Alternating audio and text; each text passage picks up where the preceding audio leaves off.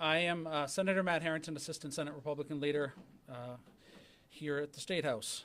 Starting back in May, the Maine Wire first broke the story detailing allegations of serious Medicaid fraud by Gateway Community Services, and then I publicly called on the Mills administration to launch an immediate investigation. At the time, the reporting raised serious red flags, patterns of overbilling, and questionable practices. In recent weeks, we've seen massive welfare fraud scandal break out in Minnesota, and the fraud here in Maine has disturbing similarities to that in Minnesota.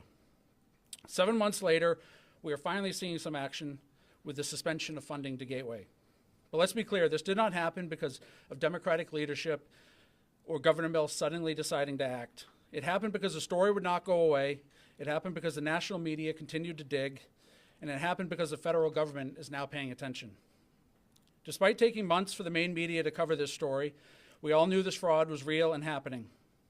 Finally, after national media shined a light on it, Maine media is playing catch up. Despite all of this, what remains most striking is the complete silence for Maine Democrats. Where is Governor Mills? Where is Speaker Fecteau?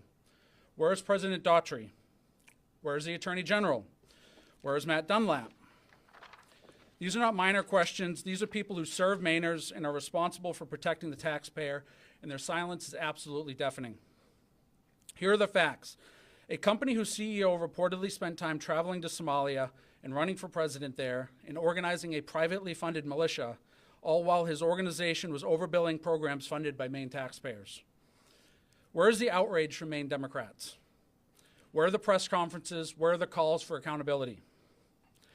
I believe what we have uncovered so far is only scratching the surface of fraud here in Maine.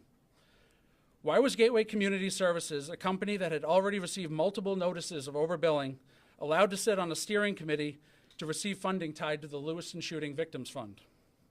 How does a provider under scrutiny for billing abuses end up receiving money that were dedicated to helping families and survivors of one of the most tragic events in Maine history?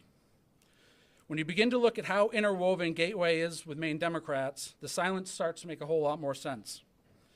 The Democratic National Committee man for Maine and former Chief of Staff to Senate President Troy Jackson, B.J. McAllister, serves on the board of Community Organizing Alliance, an affiliated group of Gateway. That information was publicly available on their website until just recently that page was magically taken down. Representative Decker DeLocke, who previously worked in a leadership role at Gateway, now sits on the Appropriations Committee, the very committee responsible for overseeing how our tax dollars are spent. These are not coincidences, they are conflicts that demand scrutiny. Frankly, I do not believe we will see a fully transparent investigation carried out by anyone here in state government. Political entanglements are too deep and incentives to look the other way are too strong. Fortunately, this matter has now drawn attention of the U.S. House Oversight Committee. Congressman James Comer has launched a federal investigation and has requested bank records connected to Gateway and related entities. That is a serious step and underscores how serious these allegations are.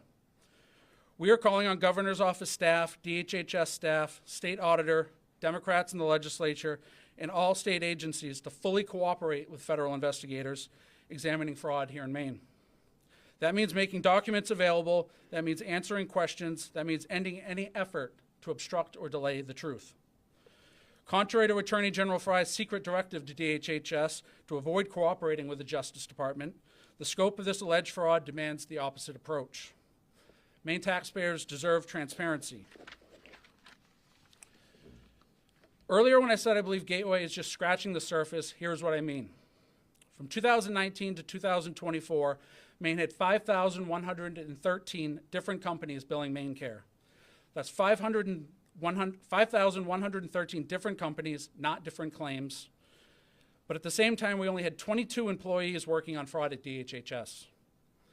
That's not just MaineCare fraud that they work on. That's TANF, SNAP, WIC, all other programs, and potential cases of fraud. 22 employees to look at fraud among millions of claims submitted by over 5,000 companies.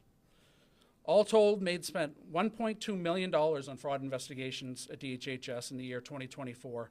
And to put that in perspective, Gateway Community Services billed $4.1 million during that same time period. This means Maine fraud investigators can spend about 9 hours for every company that is billing MaineCare. That doesn't include the thousands of companies billing SNAP, EBT, or WIC, or other programs, which they have to cover as well. That's just MaineCare. From 2019 to 2024, there were 918 new companies that started billing Medicaid, or roughly 40 for each fraud investigator. Companies are being created faster than they can possibly be validated because we've made it too easy to bill MaineCare. The electronic visit verification system should not allow supervisors and bosses to have root access because this allows Medicaid bills to be created from thin air. In trying to make Medicaid fraud less likely, we've made it easier than posting to Facebook. EVV must be fixed and all EVV claims must be audited. Personal support services must be radically altered as well. We all want grandma to get help around the house or getting groceries, but PSS has become a free-for-all scam that allows bad actors to profit at the expense of hardworking Maine taxpayers.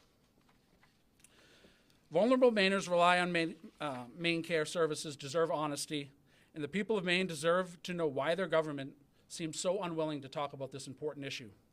It's not about politics, it's about accountability, and we up here will not stop asking questions until we get the truth.